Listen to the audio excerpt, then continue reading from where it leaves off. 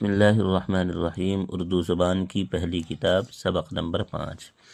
چاند، جھانک، سانس، بھینس، سینگ، پینٹھ، اونٹ، گھونٹ، چونچ، جھونک، گوند، لونگ، پنکھا، پھندا، ٹھنڈا، پھنسی، دھمکی، سمدھی، کھانڈ، سونٹھ، سونف، ہلدی، روئی، سوئی، چاول، مونگ، جوار، کولہو، کھیتی، کھادر، ارہر، مسور، مصری، لاٹھی، موسل، جامن، پورا چاند، ٹھنڈی سانس،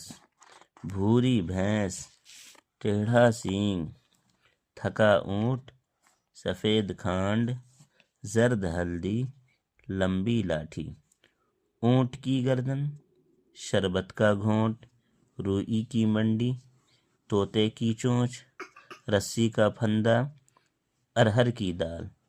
طوطے کی چونچ لال ہوتی ہے، رسی کا پھندا میں نے کھولا۔